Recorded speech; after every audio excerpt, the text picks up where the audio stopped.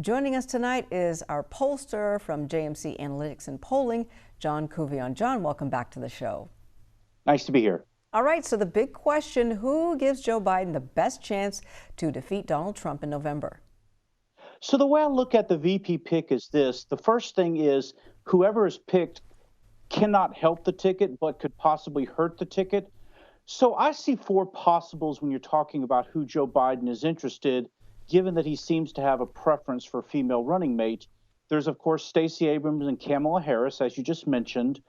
There's also Amy Klobuchar, and I will throw in a dark horse who has been vetted from what I've heard. Her name is a senator from Nevada named Catherine Cortez Masto, who not only is connected with Harry Reid, but she's a Latina. So I see her as being a viable candidate as well. So it's really a case of which of those four has the best rapport with Biden when he vets them.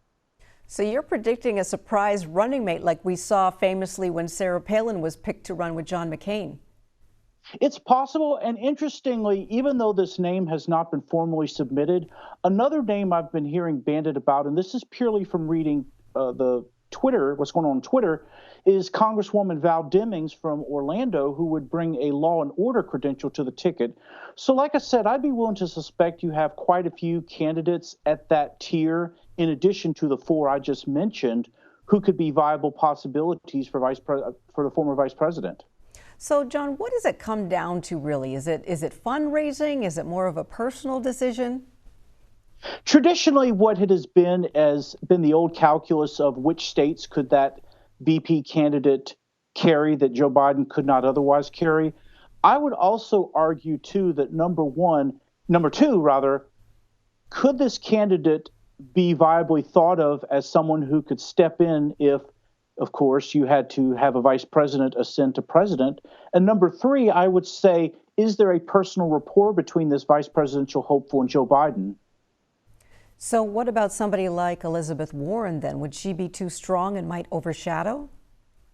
The thing that's tricky about that, I know that that is a name that has been mentioned, but when you're talking about the relative value she would bring to the ticket, number one, she's only from Massachusetts, so that state is going to go Democratic this November anyway. Number two, she didn't really perform that strongly in the primary versus Bernie Sanders. So my personal opinion is she wouldn't really bring that much to the ticket relative to the other potential nominees. All right. Any other predictions, or are you waiting to see any polls coming out about these women? Well, one prediction, this is not really the vice president per se, but I do think that as time goes on, the presidential race is going to tighten, and the contours of it are going to be very similar to what you saw in 2016 in terms of the overall number and the state by states.